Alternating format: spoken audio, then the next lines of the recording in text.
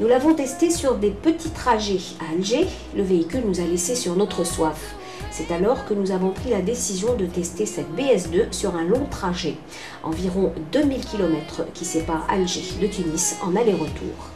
Il est à noter que ce test de conduite repose sur un principe, celui de n'éteindre le moteur qu'une fois la frontière tunisienne franchie. Pour des raisons pratiques, nous avons pris la route pendant qu'il faisait encore nuit. Première remarque, l'éclairage de l'ABS est de bonne qualité.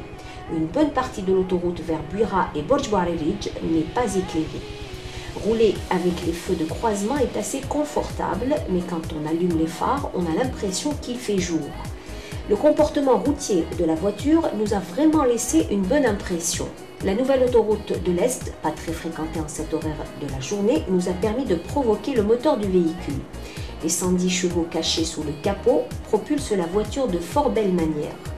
Nous avons relevé une stabilité exemplaire et une tenue de route qui ferait rougir des Européennes et des Asiatiques affirmées.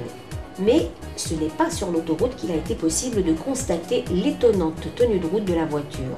C'est plutôt sur les chemins montants et sinueux qui précèdent l'entrée de la ville d'El Yachir et sur lesquels nous nous sommes permis quelques slaloms poussés.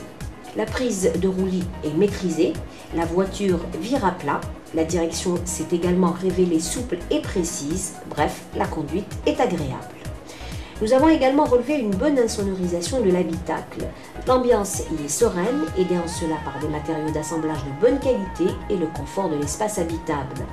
Lancée à plein régime, la brillance brise l'épais mur de l'obscurité sur la vallée de Djebel El Biben, la montagne des portes.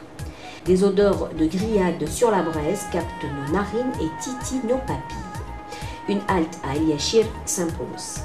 Nous garons la voiture sur le parking d'une rôtisserie qui se trouve en bordure de la route nationale numéro 5. Pendant que nous dégustons nos tranches d'agneau grillées, on remarque que des personnes, bon chic que bon genre, tournent autour du véhicule. L'une d'elles, attablée au restaurant, nous pointe du doigt. « Voilà les propriétaires », disait-elle.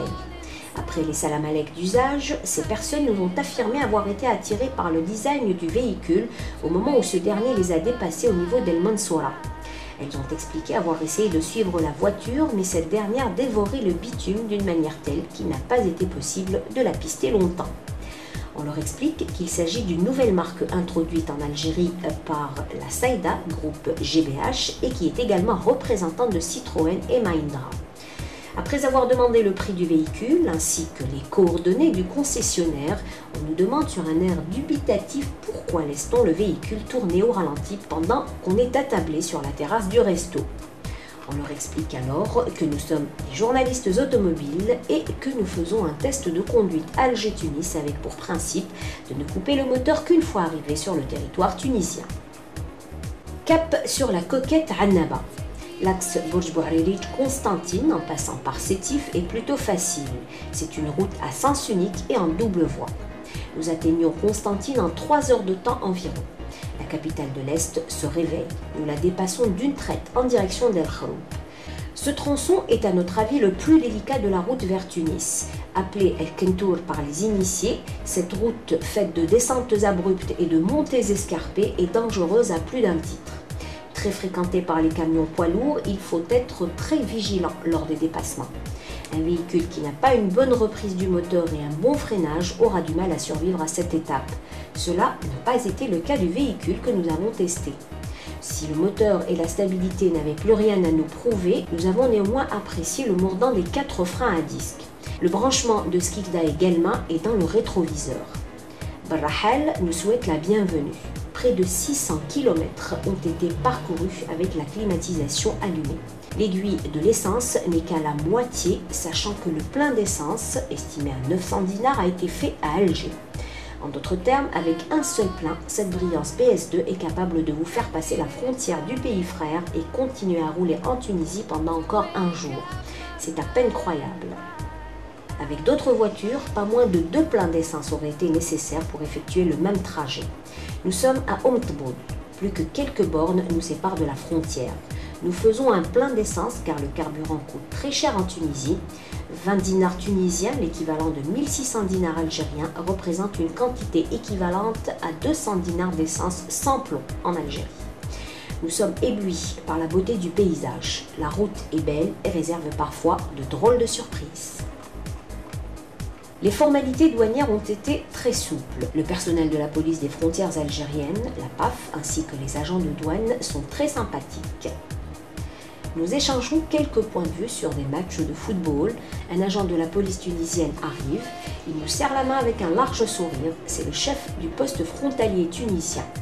Comme vous voyez, nous travaillons en étroite collaboration avec nos frères tunisiens, lance un douanier algérien.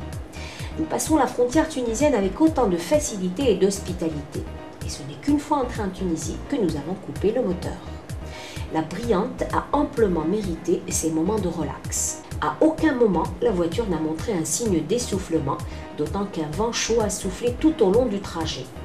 On s'arrête à côté de l'hôtel de France de Tabarkaville, juste le temps de faire le change et d'engloutir un bon chapati. Et nous revoilà encore sur la route vers Tunis, la capitale.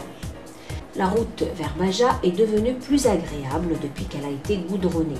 Sur l'autoroute, de nouveaux points de péage ont été installés. Baja Tunis coûte 1 dinar tunisien et demi.